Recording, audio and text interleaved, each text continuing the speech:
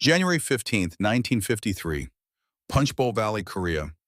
0247 hours, 18 degrees below zero. Elias Thorne was alone in a foxhole doing something that could get him court-martialed. The experimental Starlight scope attached to his modified M1C Garand rifle was classified technology. If the Chinese overran his position, if they captured him alive, they would have equipment that did not officially exist. Command had been very clear about the protocol. If compromised, destroy the scope. Retreat. Do not risk the technology. Elias was not retreating. Through the green glow of the primitive optics, he watched thermal signatures moving through the darkness as 400 yards out. 5 men, maybe 6, Chinese infiltrators, silent, disciplined, working their way toward the supply depot behind him. Standard doctrine said, wait for daylight, call artillery, let the big guns handle it. But daylight was 4 hours away. In 4 hours, those men would cut through the perimeter plant, explosives, kill sleeping soldiers, and vanish back into the mountains. Elias adjusted his position. The cold had turned the ground into concrete. His breath came out in clouds that could give away his location. The scope's battery had maybe 2 hours of life left. After that, he would be firing blind. He had done that before too. His finger rested outside the trigger guard. Waiting. Patience was everything. Always had been. The crosshairs settled on the lead figure. 620 yards now, moving closer. The man carried something heavy, satchel charge probably, enough explosive to take out a fuel depot. Elias breathed out slowly, squeezed. The suppressed rifle made a sound like a hard cough. 3 seconds later, the lead figure dropped. The others scattered instantly, professionals, but Elias had already moved the crosshairs. Second shot, another man down, then silence. The remaining infiltrators had gone to ground invisible, even to the scope. They would wait now, hours if necessary, trying to locate the shooter who had just killed 2 of their own from somewhere in the darkness. Elias settled deeper into the foxhole. His left leg had lost feeling an hour ago, frostbite probably. 3rd time this month. He did not move, did not adjust position. The Chinese were hunting him now, same as he was hunting them. This was the work. By dawn, there would be 4 more bodies in the snow. By the end of the week, the Chinese would increase the bounty on the American they called the Ghost. 800 yuan, equivalent to 30,000 US dollars. The highest price ever placed on a single soldier in this sector. Elias Thorne had 73 confirmed kills over 27 months in Korea. 68 of them at night. He had pioneered techniques that would remain classified for 15 years. He had violated direct orders more times than he could count. He had saved lives. He had taken lives. He had done things in the darkness that would give him nightmares for the next 50 years.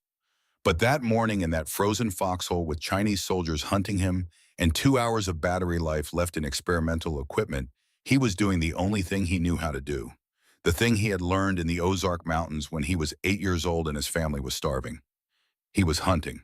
Elias Thorne was born November 3rd, 1929, in a 3-room house in the Ozark Mountains of western Arkansas. The house had a dirt floor, no electricity, no running water. His father, Samuel Thorne, worked the coal mines near Russellville.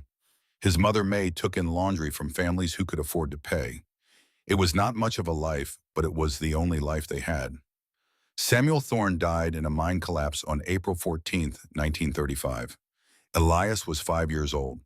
He remembered the men coming to the door, remembered his mother's face when they told her, remembered the silence that followed, thick and suffocating, the kind of silence that meant everything had changed and would never change back.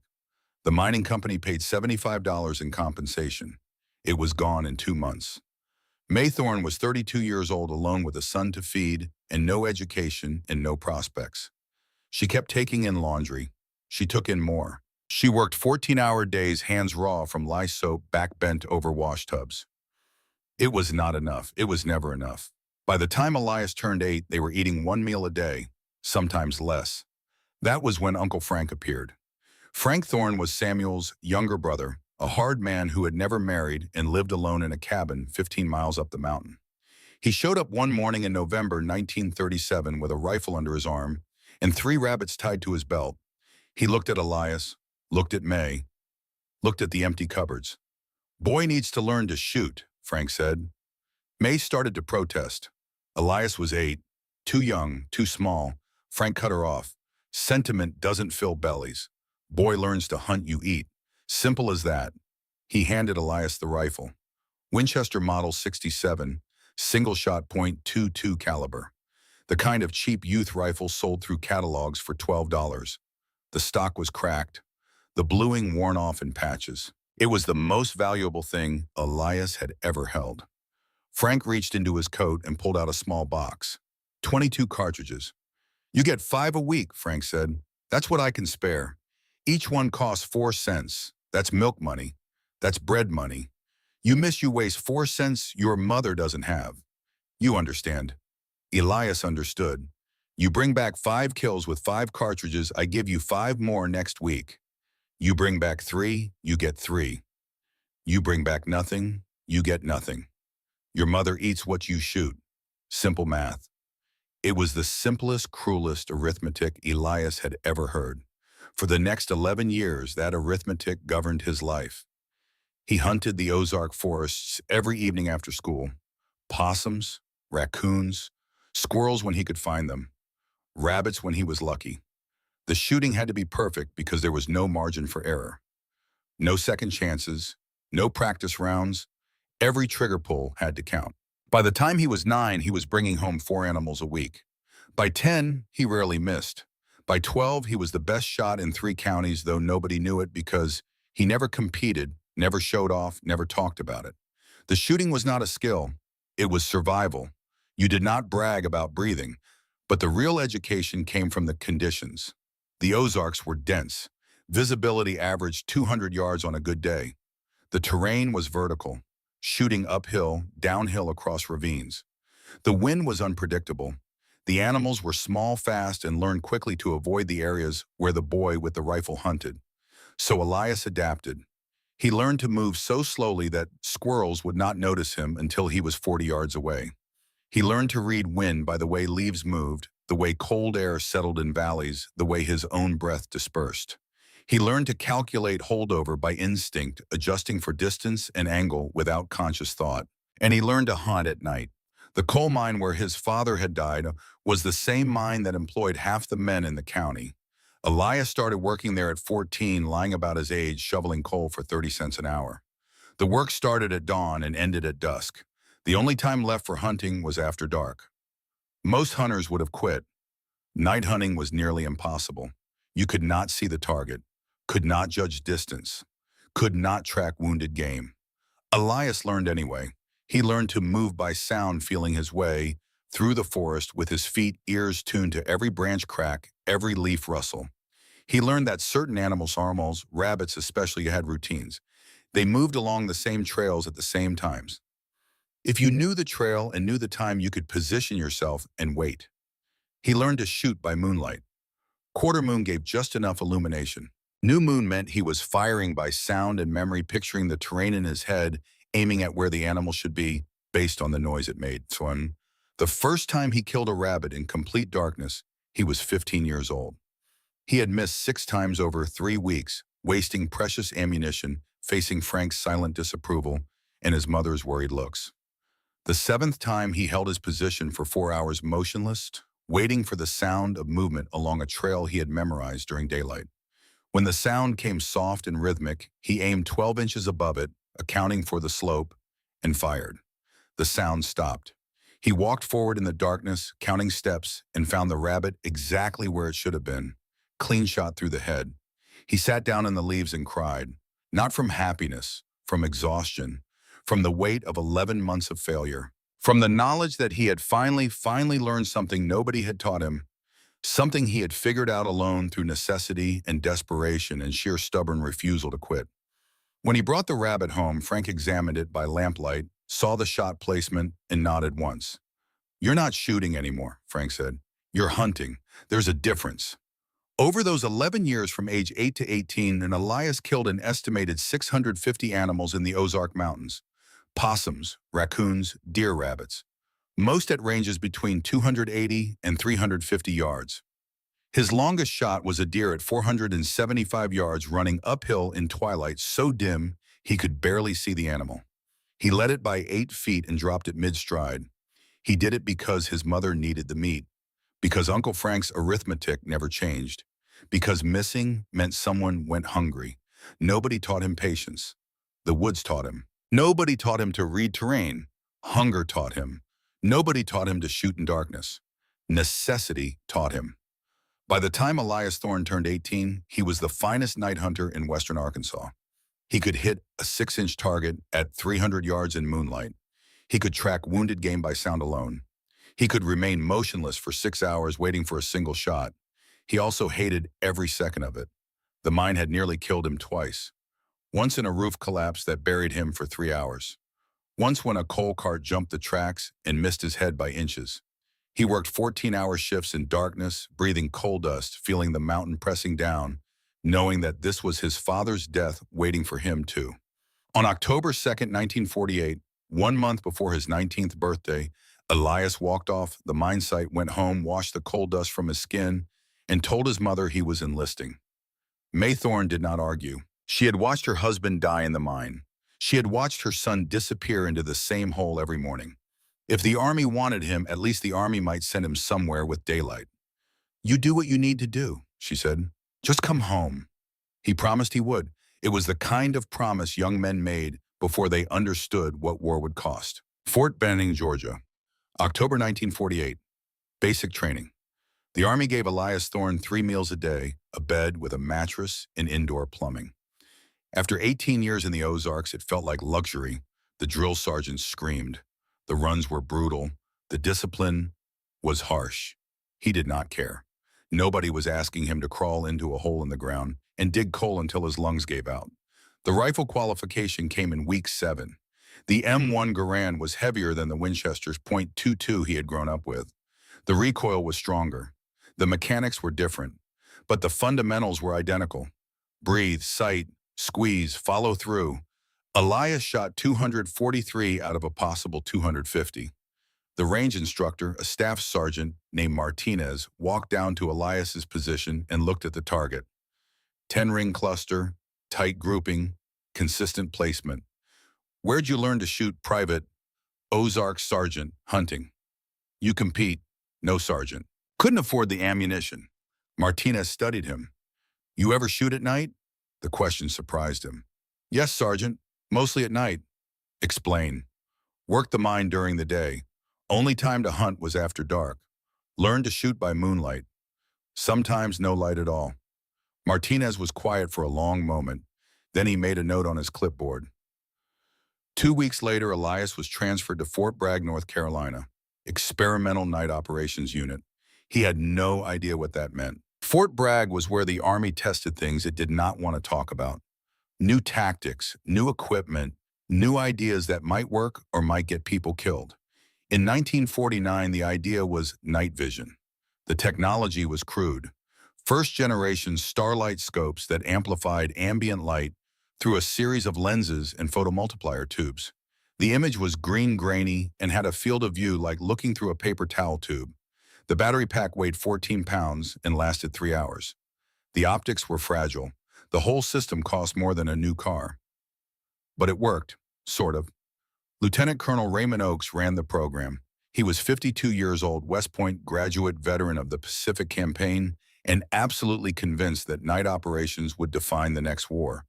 He just needed soldiers who could use the equipment without breaking it. Most of the experimental unit washed out in the first month. The scopes were too complicated, the weight too cumbersome, the limited field of view disorienting.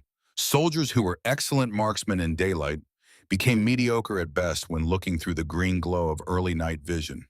Elias Thorne was the exception. He had spent 3 years shooting in darkness, learning to compensate for invisible wind, unseen terrain targets he could hear but not see. The starlight scope was a revelation. Suddenly he could see it at night. Not perfectly, not clearly, but better than he had ever seen before. Within 2 weeks, he was outperforming soldiers who had been in the program for 6 months. Oakes noticed. "Private Thorne, my office."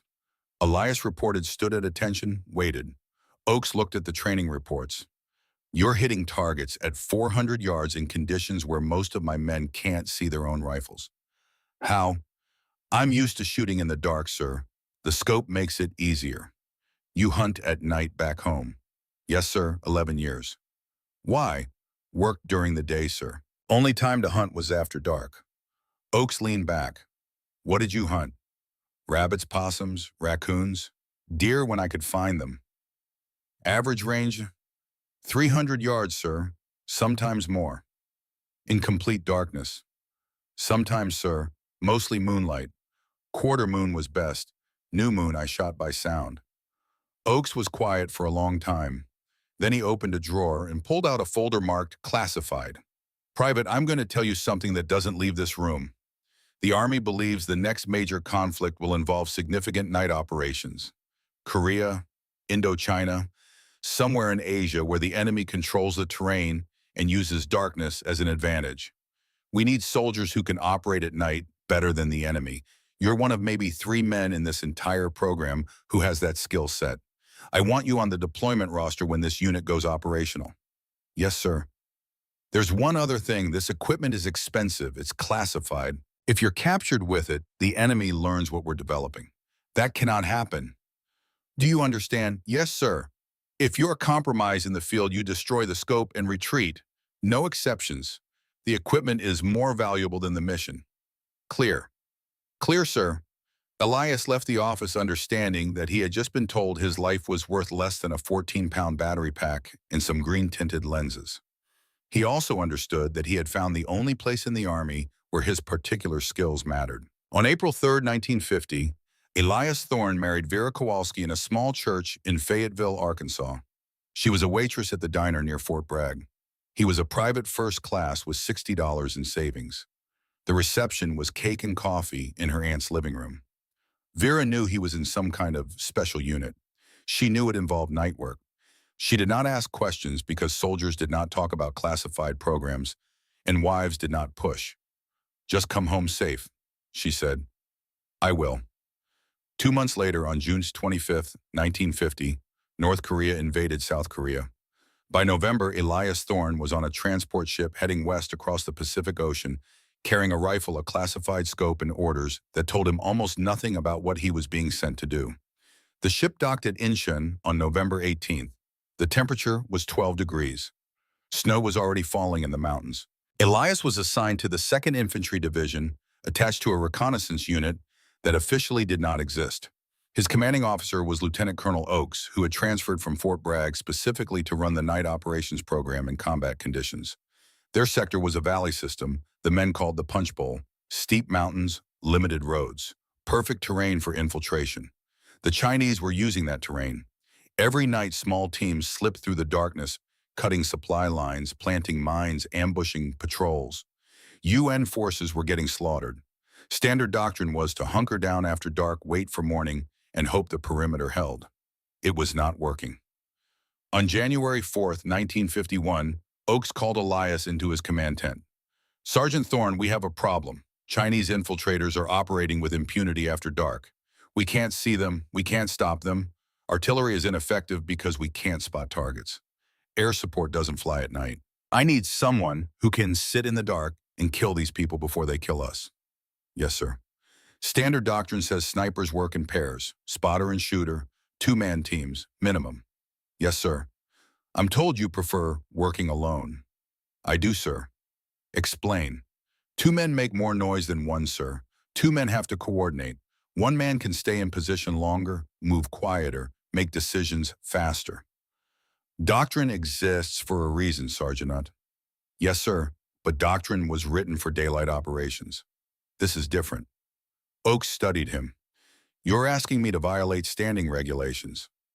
I'm asking you to let me do the job the way I know how to do it, sir. Silence. Then Oakes nodded. You'll have 1 week to prove the concept. If it works, I'll authorize solo operations. If it doesn't, you go back to standard doctrine. Clear, clear, sir. That night, January 4th, 1951, Elias Thorne took his modified M1C, Garand his experimental Starlight scope, and 3 days' worth of rations to an observation post overlooking a valley where Chinese infiltrators had been spotted 6 times in the past week. He settled into position, checked the scope, waited. The temperature dropped to 15 below zero. His feet went numb, his hands cramped. The scope's battery indicator showed 2 hours of life remaining. At 0314 hours, he heard movement. Faint, rhythmic. Footsteps in snow. Through the scope, he saw thermal signatures. 4 men, 520 yards out, moving toward the UN supply depot. Elias centered the crosshairs on the lead figure. Breathed out, squeezed. The suppressed rifle coughed. 3 seconds later, the lead figure dropped. The others scattered. Professionals. Discipline.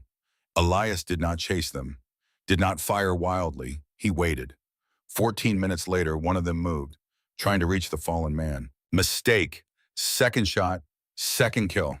By dawn, there were 4 bodies in the snow, and Elias Thorne had established a pattern that would define the next 8 months of his life.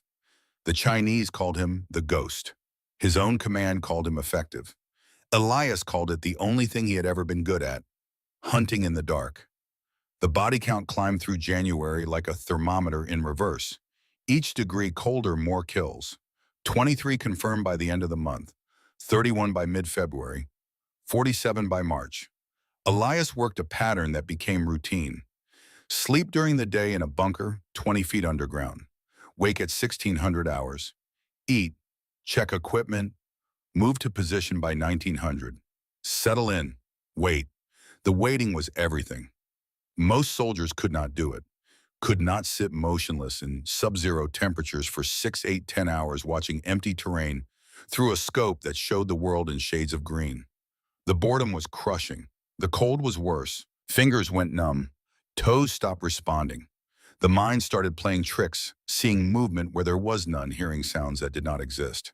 Elias had been training for this his entire life, sitting in Ozark trees waiting for squirrels that might never come, crouched in frozen creek beds watching rabbit trails. Patience was not something he learned. It was something necessity had beaten into him until it became bone deep. The Chinese tried everything. They changed routes, came earlier, came later, sent decoys, sent larger groups, hoping to overwhelm him with targets. Nothing worked. Elias adapted faster than they did. When they shifted east, he shifted east. When they moved in darkness, he moved earlier. When they tried to rush his position, he pulled back and picked them off from longer range. By the end of February, UN patrols were finding bodies the Chinese had not retrieved. 7 in 1 week, 11 the next. All headshots or upper chest. All between 0200 and 0500 hours. All within a 3-mile radius of the Punch Bowl sector. Some officers still did not believe it. Captain Morris from Baker Company pulled Oakes aside. "One man can't be doing this. It's statistically impossible." Oakes handed him the patrol reports. "The bodies are real. The timestamps match Sergeant Thorne's position logs. You want to tell me it's impossible? Go dig up the corpses and ask them." Morris read the reports, looked at the numbers, said nothing. The Chinese started calling him Ying Zi, the Shadow. Later, when the bounty went up, they changed it to Gui, the Ghost. 800 UN for the American who killed in darkness. Elias heard about the bounty from an intelligence officer who had interrogated a captured Chinese soldier. The man had been carrying a crude sketch. American soldier, rifle with strange attachment, no other identifying features. "They don't know what you look like?" the intelligence officer said. "They just know someone's killing them and they can't find him." Elias looked at the sketch. "How much is 800 UN? About 30,000 US dollars. Elias was quiet for a moment. "That's a lot of money. It's the highest bounty we've seen placed on a single soldier." "They want you bad, Sergeant." "Then they better start looking harder." But the bounty changed things. Elias knew it even if he did not say it out loud. Every night in that foxhole, he was not just hunting, he was being hunted. The Chinese would send someone good eventually, someone smart, someone who understood that the Ghost had patterns, routines, vulnerabilities. The question was whether Elias would see them coming. March 8, 1951, 0243 hours, temperature -14. Elias had been in position for 6 hours. The starlight scope showed nothing. No movement, no thermal signatures, complete stillness. Too still. He had learned to trust his instincts in the Ozarks. When the forest went quiet, something was wrong. Predator nearby, storm coming, danger. The valley was quiet now. Dead quiet. Then the battery indicator on the scope flickered. Elias glanced down. 10 minutes remaining, maybe less in this cold. He scanned one more time. Still nothing. Decision point. Pull back now with battery life to spare or stay and risk going blind. He stayed. At 0251, the battery died. The green glow vanished. The world went black. Elias was alone in a foxhole in complete darkness with Chinese soldiers somewhere in the valley and no way to see them. He removed the scope, set it aside, held the M1C by feel, the rifle he knew, the rifle he could operate blindfolded if necessary. 4 minutes later, he heard them. Footsteps. Multiple. Moving fast, not infiltrators. This was something else. A patrol, maybe a hunting party, moving with purpose toward his general area. Distance maybe 300 yards. Closing. Elias could not see them, could not confirm the target, could not risk a shot that might give away his position without a kill to justify it. He held position, controlled his breathing, listened. The footsteps came closer. 200 yards, 150, 100. Voices, low, Chinese, searching. 70 yards. Elias made the shot in his head. Calculated angle by sound, elevation by memory. Wind by the way cold air moved against his face. 50 yards. He aimed at where the voices should be, where his training said they would be, where 11 years of night hunting told him to aim. He fired, missed. The muzzle flash lit up the night, gave away his position. The Chinese soldiers shouted, dropped, returned fire. Rounds snapped past Elias's head. He rolled left out of the foxhole, moving by instinct. Fired again. Missed again. More return fire. This time closer. He ran, 60 yards downslope, threw himself into a drainage ditch, pressed flat. The Chinese were shouting, coordinating, moving to flank his last position. Then he heard the whistle. Mortars. The Chinese had called fire on his foxhole. 3 rounds hit in quick succession. The ground shook. Shrapnel screamed through the air. If Elias had stayed in that hole, he would be dead. He stayed in the ditch for 20 minutes. Silent. Motionless. The Chinese searched for another hour. Never found him. When he made it back to friendly lines at 0530, Lieutenant Colonel Oakes was waiting. What happened? Battery died, went blind, fired without confirmation, missed. Position compromised. You're lucky to be alive. Yes, sir. Oakes looked at him for a long moment. You relied too much on the technology. When it failed, you panicked. I didn't panic, sir. I made a bad shot. Same thing. You forgot what you knew before the Army gave you that scope. You forgot how to hunt. Elias said nothing. Oakes was right. Next time the battery dies, you pull back. You don't take shots you can't make. Clear? Clear, sir. But Elias knew the real lesson. Technology was a tool, not a crutch. He had survived 11 years in the Ozarks with a single-shot .22 and no fancy optics. The Starlight scope made the work easier, but the foundation was still the same. Patience, stillness, understanding the environment better than the prey. He had forgotten that for 4 minutes. It had nearly cost him everything. He would not forget again. The Chinese sent the Phantom 2 weeks later. Elias did not know his real name. None of them did. Intelligence reports called him Duche, the Viper, North Korean sniper, 38 confirmed kills against UN forces. Expert marksman, patient, disciplined, everything Elias was but fighting for the other side. The Phantom started his campaign on March 12th. First kill Corporal Jensen, shot through the head at dusk 400 yards while carrying his supplies. Clean kill, professional. Second kill Private Ochoa, dawn, 300 yards, upper chest, died before the medic arrived. Third kill Sergeant Williams, mid-afternoon, 500 yards, through the neck. Williams had been standing 200 yards from Elias's usual overnight position. The message was clear. I know where you work. I'm coming for you. Elias studied the kill sites, the angles, the timing. The Phantom was good, better than good. He understood terrain. He understood light conditions. He knew how to shoot during transition times when visibility was poor and most soldiers were not alert. And he was hunting the ghost specifically. Lieutenant Colonel Oakes confirmed it when intelligence intercepted a Chinese communication. North Korean specialist deployed to eliminate night shooter. Orders neutralize target by any means necessary. How do you want to handle this, Sergeant? Elias thought about it. He's hunting me. Let him. But I'll be hunting him too. This isn't a game. No, sir, it's not. For the next week, Elias changed everything. New positions, new times, new patterns. He became unpredictable. If he worked the Eastern Valley one night, he worked the Western Ridge the next. If he usually operated between 0200 and 0400, he shifted to 2300 to 0100. Never the same twice. The Phantom adjusted. He stopped killing random soldiers and started targeting areas where Elias might be. Probing, testing, trying to draw him out. It became a chess match played across 3 square miles of frozen mountain terrain. Two experts, two hunters, each trying to predict the other's next move. March 19th, 0532 hours, pre-dawn. Elias had done something unusual. Instead of positioning east-facing to watch the Chinese approach routes, he set up west-facing, watching the direction from which the Phantom would approach. It was a reversal, a gamble. If infiltrators came from the east, then Elias would miss them. But he was not hunting infiltrators anymore. He was hunting the hunter. The starlight scope showed gray-green terrain, rocks, scrub brush, nothing moving. Then at 0547, a thermal signature, 380 yards. Moving slowly, scanning forward with what looked like a rifle scope. The Phantom was looking for Elias in the wrong direction. Elias centered the crosshairs. The figure was moving carefully, professionally, checking each position before advancing.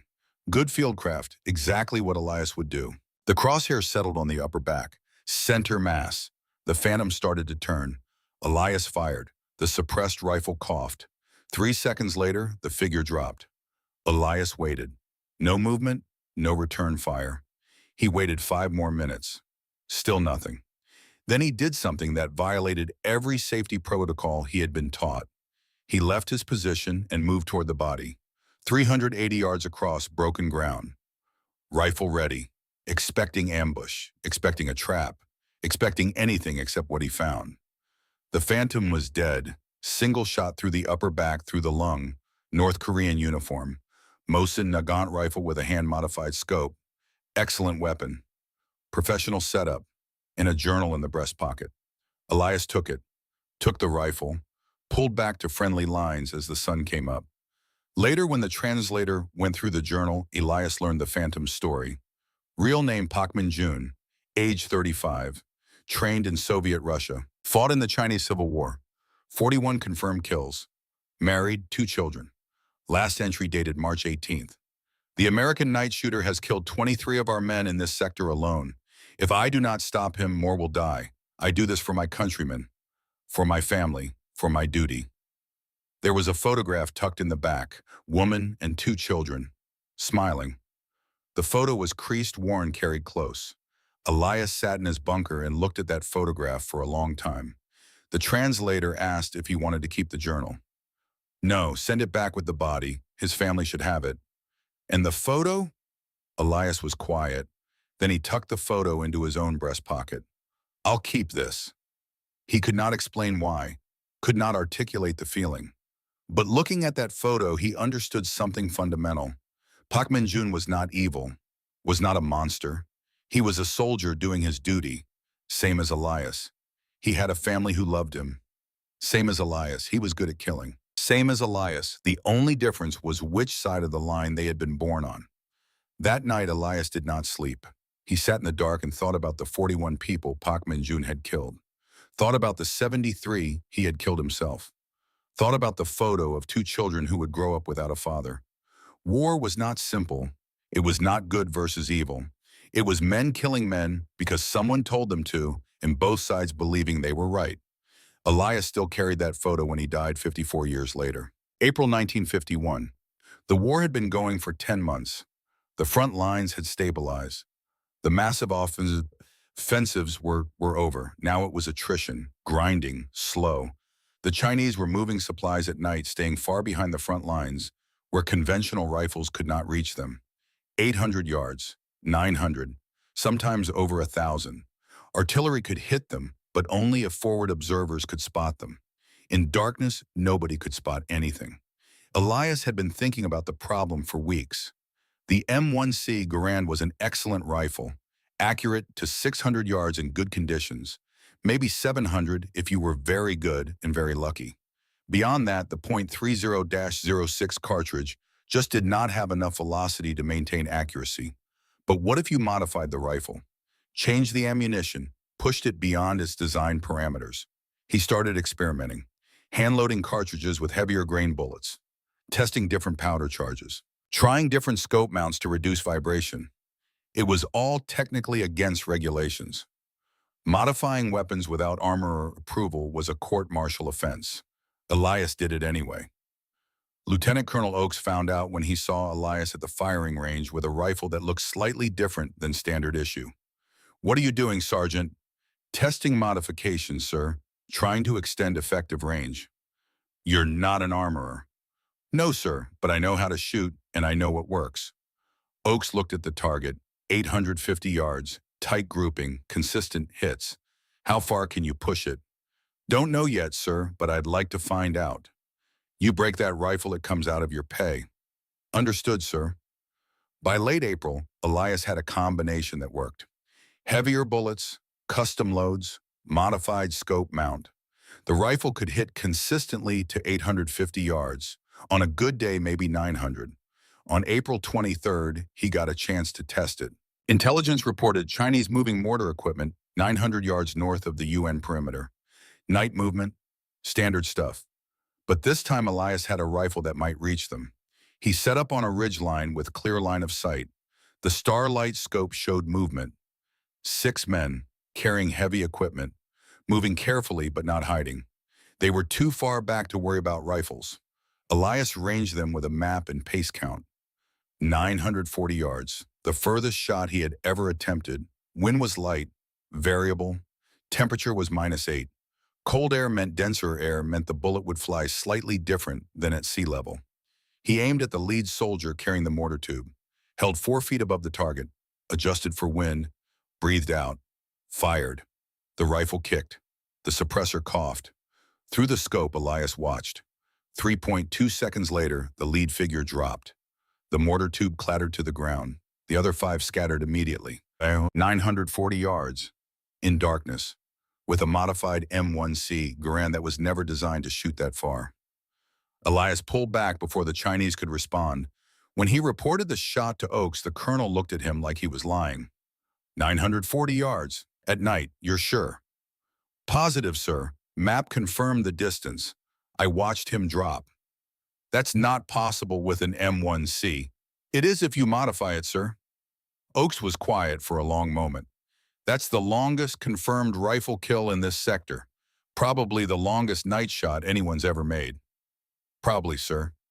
You know this technique will be classified. You won't get credit. No medal, no recognition. Don't need it, sir. Just needed to know if it works. And it did work. For the next month, Elias used the modified rifle to hit targets between 700 and 900 yards. Supply carriers, mortar teams, officers moving between positions. The Chinese could not figure out how an American sniper was killing their men from distances that should have been safe. The technique was classified until 1968, buried in an Army manual that almost nobody read. By then, Elias Thorne had been out of the Army for 9 years, working as a night watchman in Arkansas, and the war he had fought was already being called the Forgotten War. But on April 23, 1951, in the mountains of Korea, he had proven something important, that the foundation he learned in the Ozarks, the patience and stillness and understanding of how to hunt, could be adapted to anything, any weapon, any distance, any condition. Technology helped. But the core skill was still the same. Know your environment better than your prey. Be willing to wait. And when the moment comes, do not miss. By late February 1953, everyone knew the war was ending. Armistice talks had been dragging on for months. The front lines had barely moved since the previous summer. Men were still dying, but the dying had a different quality now. Pointless, wasteful. Deaths in a war that had already been decided by diplomats in tents. Elias Thorne had 73 confirmed kills. He had spent 27 months in Korea. He had done things in the darkness that would live in his nightmares for the rest of his life. He was ready to go home. Then Lieutenant Colonel Oakes gave him one more mission. We need eyes on Chinese troop movements north of the Punch Bowl. Intelligence thinks they're repositioning artillery. Maybe a battalion, maybe more. We need confirmation.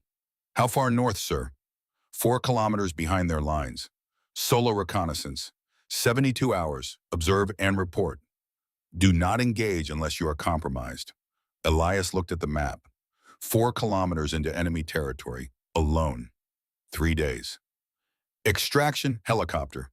March 20600 hours. Grid coordinates here. Oakes pointed. You missed the window, you're on your own. Understood, sir. Sergeant, the war's almost over. Don't do anything stupid.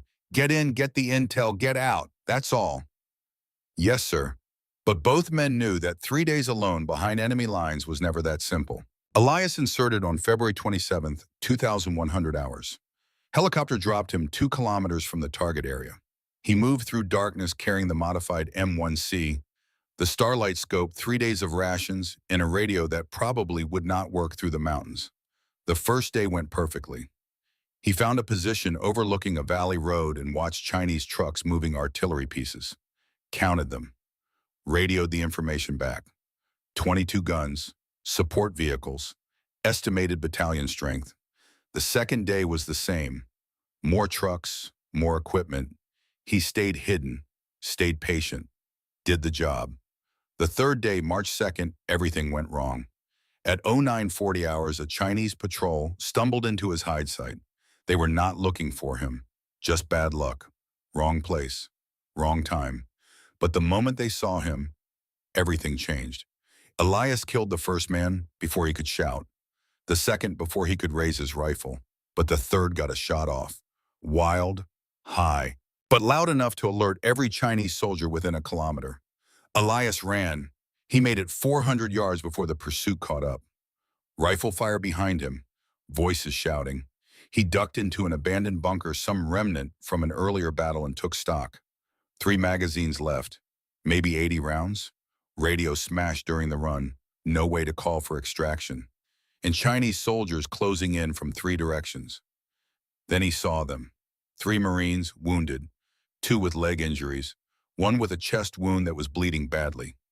They had been hiding in the bunker, survivors from a patrol that got hit 2 days earlier. They could not walk, could barely move. The corporal with the chest wound looked at Elias. You got a radio, Tom? Broken. Then we're dead. Not yet.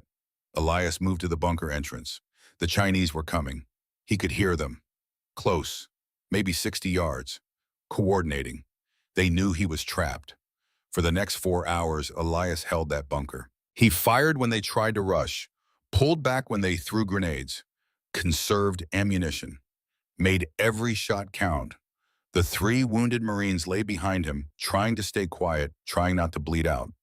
At 15-20 hours, a grenade came through the entrance. Elias saw it, saw exactly where it would land, saw the 3 wounded men directly in the blast radius. He threw himself over them. The explosion was not loud. It was a pressure, a force, a feeling of the world compressing and then expanding all at once. Shrapnel tore through Elias's left leg. Femur fracture. He felt the bone snap. His right hand was shredded. 2 fingers gone instantly. Nerve damage that would never fully heal. Something hit his face. Lacerations across his cheek and forehead. But the 3 Marines lived. Elias lay on top of them, bleeding, feeling his leg twisted at an angle that was not natural, and he thought very clearly, this is where I die. Then he heard the helicopter. The extraction bird had come early, or on time. Elias had lost track. Someone was firing a machine gun from the door. The Chinese were pulling back, voices shouting orders to retreat. Hands grabbed Elias, pulled him toward the door. He tried to stand. His left leg would not support weight. He looked down and saw bone. Someone said something about a medevac. Someone else said, hold on. Elias passed out. When he woke up, he was on a hospital ship off the coast of Japan. His left leg was in traction. His right hand was bandaged so thick he could not see his fingers, or what was left of them. A doctor stood over him, Navy lieutenant, young, tired. You're lucky to be alive, Sergeant. The leg's going to heal, but you'll have a permanent limp. The hand is more complicated. We saved 3 fingers. The other 2 were gone before you got here. You'll have limited mobility. Nerve damage is extensive. The 3 Marines, all alive. You shielded them from the blast. They're beat up, but they'll make it. Elias closed his eyes. Good. There's something else. Severe frostbite, both feet. You were in that bunker for 4 hours in sub-zero temperatures. We're treating it, but there may be long-term complications. How long until I can go back? The doctor looked at him like he was insane. You're not going back, Sergeant. Your combat career is over. You're going to Walter Reed for surgery and rehabilitation. After that medical discharge, you're done. Elias was 23 years old. He had been hunting since he was 8, fighting since he was 20, and now lying in a hospital bed with a shattered leg and a mangled hand. It was over. He did not feel relief. He did not feel sadness. He felt nothing at all. He felt the Army investigation took 3 weeks. Some Colonel Elias had never met sat across from him at Walter Reed and read from a file. Sergeant Thorne, you were ordered to extract at 0600 hours March 2nd. You remained in hostile territory until 1640 hours. 10 hours past the deadline. During that time, you engaged enemy forces, compromising operational security and risking classified equipment. I was protecting 3 wounded Marines, sir. You should have called for emergency extraction. Radio was destroyed, sir. You should have retreated when first compromised. 3 men couldn't walk, sir. I wasn't leaving them. The colonel was quiet, then he closed the file. Lieutenant Colonel Oakes has submitted a statement on your behalf. He says the intelligence you gathered changed our artillery deployment strategy. He also says those 3 Marines are alive because of you. Yes, sir. Doctrine requires adherence to extraction timelines. Doctrine doesn't cover this situation, sir. The colonel stared at him. You sound like Oakes. He taught me well, sir. The investigation concluded with no court-martial. The Army also did not recommend the Medal of Honor. Too many regulations violated, too much improvisation, too far outside standard procedure. They offered a Bronze Star with WWII device. Elias's response, I don't need a medal. 3 men are alive. That's enough. They gave him the Bronze Star anyway. He never wore it. 73 confirmed kills in 8 months. More than most snipers achieved in entire careers, a record that would stand in certain classified circles for decades. Nobody outside the Army would ever know. That was fine with Elias. He had not done it for recognition. He had done it because someone told him to and he was good at it and men were depending on him, and now it was over. Walter Reed Army Medical Center, 1953 to 1955. 18 months of surgery and rehabilitation. They rebuilt his left leg as best they could. 7 surgeries, steel pins, grafts, physical therapy that felt like torture. He learned to walk again, slowly, with a limp that would never go away. The right hand was worse. 3 fingers remained, thumb, index, middle. The ring and pinky were gone. The nerve damage meant even the remaining fingers had limited sensation. He could hold things, could grip, but fine motor control was gone forever. He would never hold a rifle properly again. The nightmare started in month 2. Same nightmare, every time, 0314 hours, February 3rd, 1951. First kill. Elias back in the foxhole, watching through the scope, crosshairs on a thermal signature, squeezing the trigger, watching a man drop. Then the man stands up, walks toward him, face visible now, young, maybe 19, Korean features. He does not speak, just stands there, looking at Elias, waiting for an explanation that never comes. Elias would wake up shaking, covered in sweat, alone in a hospital room that smelled like disinfectant in old fear. The doctors called it stress response, said it was normal, said it would fade. It did not fade. In April 1955, the Army medically discharged Elias Thorne with full disability. Honorable service. Thank you for your sacrifice. Here's a pension and a handshake, and good luck. He went home to Arkansas. Fayetteville, 1955. Population 8,000. Razorbacks football on Saturday. Church on Sunday. Quiet lives lived by quiet people. Elias rented a room above a hardware store for $30 a month. He tried working construction, but his hand could not grip a hammer for more than an hour. Tried factory work, but standing all day made his legs swell until he could barely walk. He ended up as a night watchman at a textile mill, $12 a week, midnight to 8 a.m., walking circuits around the empty buildings, checking doors, watching for fires that never started. It was the only job his body could handle, and the only shift where the nightmares did not matter because he was already awake. Vera had waited for him through 18 months of surgery and rehabilitation. She had married a soldier in April 1950 before he deployed to Korea. She got back a broken man in 1955. She never asked about the nightmares, never pushed him to talk about what happened. Their son Nathaniel was born in December 1956. Elias held him with his good hand and made a promise. This boy will never know what I did. Never know what war costs. He gets a normal life. For the next 36 years, Elias kept that promise. He told Vera he had been in Korea, told her he got injured, told her nothing else. When she asked, he would say it was a long time ago and he did not like to think about it. The neighbors knew even less. Elias was in the war, got hurt, doesn't talk about it. That was the whole story. At night when the 0314 nightmare woke him, he would go to the kitchen and sit in the dark until the shaking stopped. Vera learned not to ask. Some things she understood were too heavy to speak out loud. Elias found work repairing watches, the fine motor skills his hand could still manage. Delicate work, quiet work. He could do it alone in a back room and never have to explain the scars. Years passed. The Korean War became the forgotten war. The veterans came home and blended back into their towns, and nobody asked questions because nobody wanted the answers. In 1971, doctors amputated 3 toes on Elias's left foot, frostbite complications. The tissue had never healed properly, circulation problems, infection risk. In 1978, peripheral neuropathy was diagnosed, progressive nerve damage from untreated cold injuries and war trauma. His legs grew weaker, balance deteriorated. By 1980, he needed a cane. By 1985, a wheelchair. The watch repair work continued. His hands still functioned.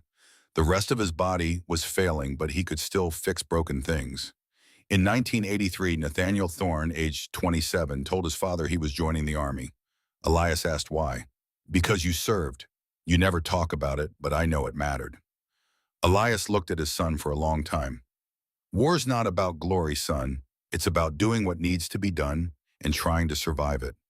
What did you do there? My job? Nothing special. Nathaniel deployed to Grenada, then Panama, then the Gulf War. He served for 25 years before retiring as a sergeant first class. He never knew his father had killed 73 men. Not until Vera died. Cancer took her in 1992. 62 years old, 42 years of marriage. She went fast. 3 months from diagnosis to funeral. Elias was devastated. The woman who had asked no questions, who had let him keep his silence, who had understood without needing to understand. Gone. Nathaniel stayed to help clean out the house. In a box in the back of Vera's closet, he found letters.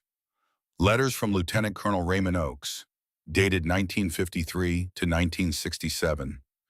Checking in, seeing how Elias was doing, mentioning classified programs that were being declassified, mentioning techniques that were being taught to a new generation. Newspaper clippings, small ones.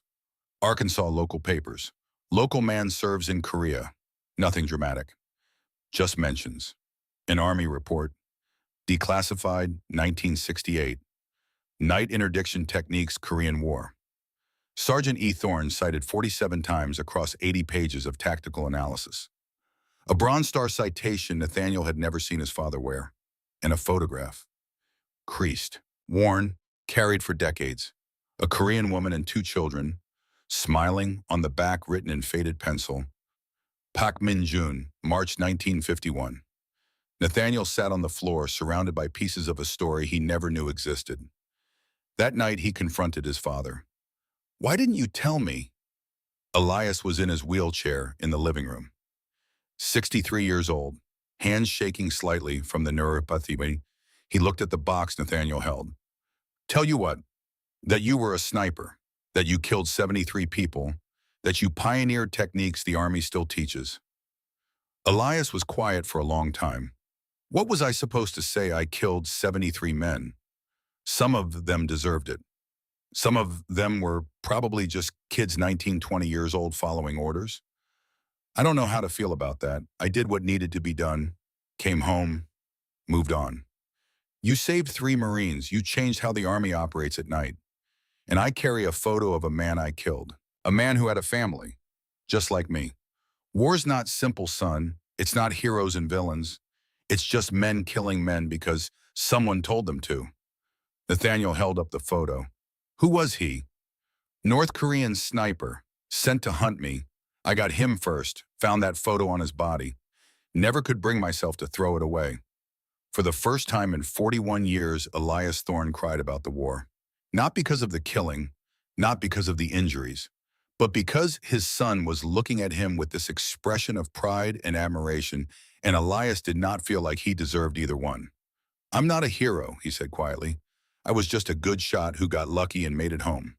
Nathaniel sat down next to the wheelchair, put his hand on his father's shoulder.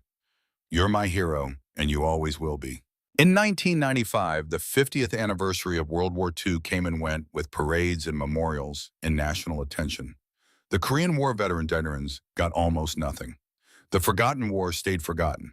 A local historian in Fayetteville was researching Korean veterans for a small VFW project.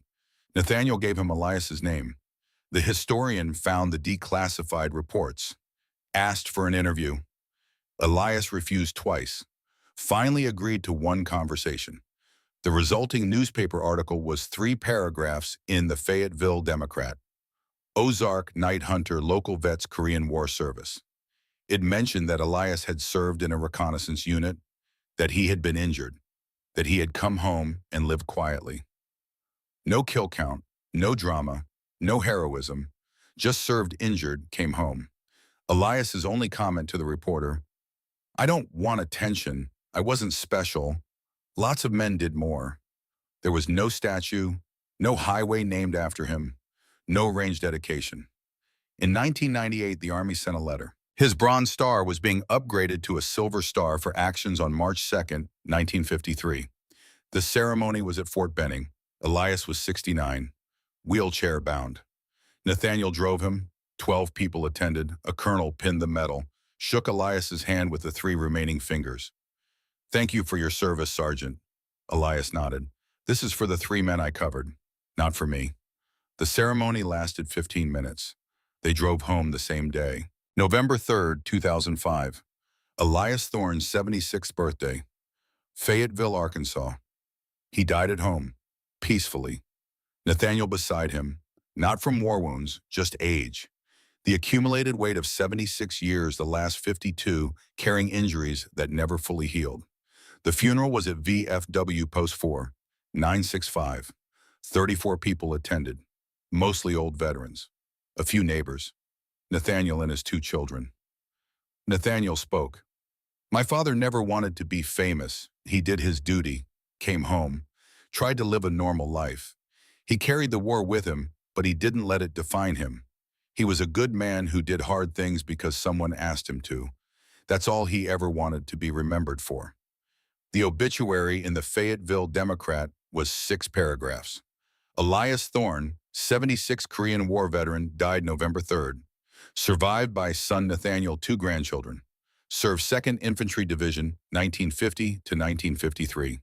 Awarded Silver Star, worked as watchman and watch repairman after service. Quiet man who loved fishing and Razorbacks football.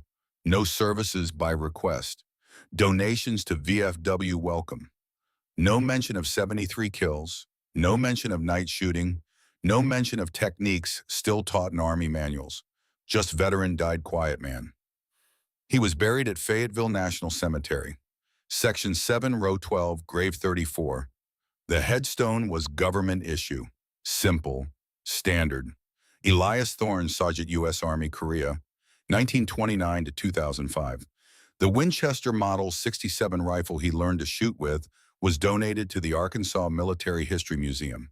It sat in a small display case with a card that read, used by Elias Thorne, Ozark Mountains, 1937 to 1948. Most visitors walked past without stopping. They did not know that in the hands of a hungry Arkansas boy, that cheap rifle taught patience that would save lives 6,000 miles away. 3 years after his father's death in 2008, Nathaniel Thorne retired from the Army at age 52 and took a job teaching marksmanship at Fort Benning. Young soldiers asked about his influences. "My father," Nathaniel said, "Korea vet. He never talked about it much, but he told me three things. Patience matters more than speed. Understanding your environment matters more than equipment. And never forget the person in your crosshairs has a family just like you." What was his name? Elias Thorne. You've probably never heard of him. That's how he wanted it. In the current Army Field Manual, FM 3-22.10 Section 4.7, there is a brief paragraph about early night operations in Korea. Night optics deployment Korean War period 1951 to 1953 demonstrated effectiveness of patient solitary engagement in low-light conditions. Techniques developed during this period remain foundational to current doctrine. No name mentioned, no credit given, just it worked. We still use it. Elias Thorne killed 73 men, saved 3, pioneered techniques used by thousands, won a Silver Star, refused fame, repaired watches, died quiet, forgotten by history, remembered by his son, as he wanted. The last thing Nathaniel found in his father's effects was the photograph. Pak Min-jun's family, creased, carried for 54 years. On the back in Elias's handwriting added sometime in the 1970s were 5 words. Some were just kids too. That was all. That was everything.